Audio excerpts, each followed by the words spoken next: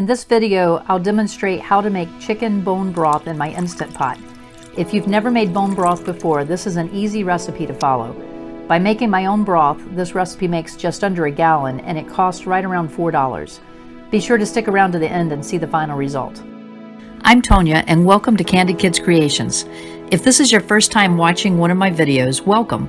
I started making these videos as a way to help teach my children how to cook and to pass on some household tips I've learned. We've decided to make our lessons public and to share what we're doing with others who may want to learn to cook or try out some of the ideas we found work for us. If you want to know when I post new videos, hit the subscribe button below and then post a comment saying I subscribed or introducing yourself. I'll respond to any comments made and look forward to getting to know you. Today we're going to be making a chicken bone broth, and this is an extra thick one. It'll be gelatinous whenever it's cold, but you know that you're getting more of the collagen by that. The main pieces that I'm going to be putting in for this batch, I have a package of chicken gizzards and hearts, and you don't need to do anything to prep it. You're just going to put this right into the pot. And then the next item that we're going to put in is a package of chicken feet. So put all of those in. It does not look pretty. I'll prepare you for that. Now, if you don't want to use the hearts and gizzards, you could use chicken thighs or just any cheap cut of chicken. To this, I'm going to add some of the seasoning, about a cup of carrots and about a cup of celery. So I'm going to throw those in. And they don't have to be cut small, just chunks are fine. Add some garlic. If you have fresh garlic, that's great. 2 or 3 cloves. I just have some that I keep in the fridge. That's in oil, so that's what I'm using today. Handful of peppercorns, so it's about a tablespoon that I'm putting in there. Teaspoon of rosemary, a couple of teaspoons of dried thyme as well. And then this is a matter of preference. I like a saltier broth. If you don't want to go as salty, then put half of this in. I have 2 tablespoons of pink Himalayan salt that I'm going to put in. If you don't want that much, put in less, and then you could season it more when you're serving it. So the only thing left on this is to add the water. On your Instant Pot, you're going to have a fill line. You do not want to go past that line.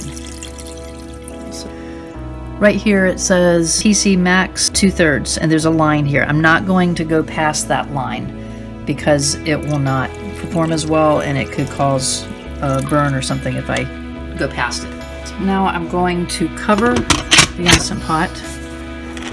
You want to make sure that it seals. Make sure that you're in the sealed position. I have the Ultra Instant Pot. There are so many different models out that you'll need to look at which one you have. But I'm going to take this to, you could do it on pressure cook or whichever one you have there.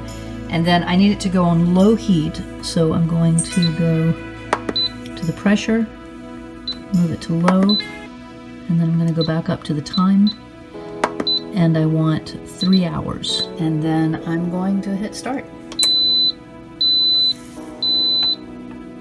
So this is going to bring it up to the pressure. If you haven't used it before, it'll show you the temperature coming here. And once it builds the pressure, then it'll start counting to the 3 hour mark.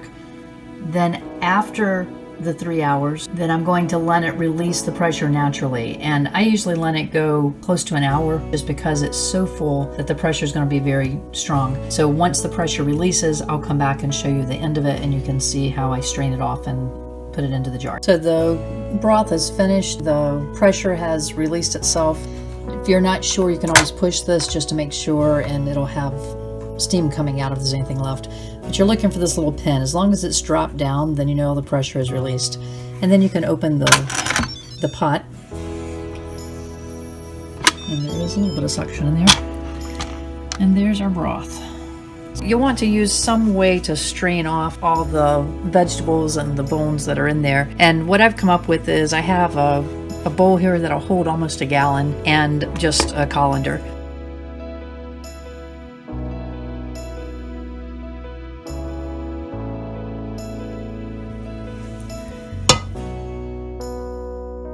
You can see in there or not, there's still, the spices are still floating around in there. So what I'm going to do is to get a sieve that has a tighter mesh to it. If you don't have that, you could use a few layers of cheesecloth, just something to strain off anything that's left as you're pouring it in so you just have a clear broth. To store this, I'm going to pour it into quart jars. If you have pint jars, that's fine, or I also am going to put part of it into a freezer container that I can use. That way I can freeze half of it and I can keep half of it out for this week to use. So basically I have a funnel in here into the jar. I have the sieve that has the tighter mesh. I don't know if you can see that or not, but it's pretty tight. And then I'm just going to do a second pouring now to get rid of any of the little spices that are left. I don't know if you can see or not. It's very clear. It has a great aroma to it. I'm going to set that aside and let it cool some before we put it in the fridge.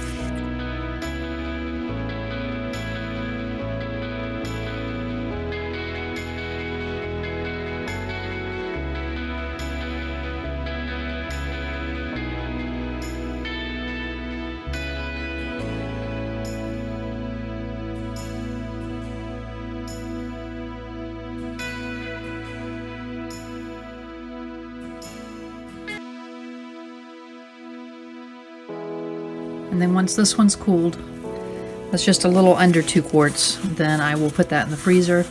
And as soon as I finish the other 2-quart jars, then I'll pull that out and I'll be able to continue to enjoy it. You want to make sure that this is consumed within 5 to 7 days. Pretty much the same rules that you're going to follow for any fresh meat that you've cooked. The research has shown different benefits of drinking bone broth for arthritis, for different things. I'll let you do your research on that. But I like it. I think it's good. It makes me feel good. It has that warming sensation if you're looking for a hot drink. And there's no caffeine, so it's a good option for you, especially for the fall and the winter. So I hope you enjoy it. Thanks for watching. Bye-bye. Let me know in the comments below if you've used this method or if you have another technique that works for you. Be sure to subscribe and hit the bell below if you want to know when our next video is ready. And if you like this video, please share it with a friend and like it below. I hope you'll check out our other how-to videos on cooking and real-life problem solving. Thanks for watching.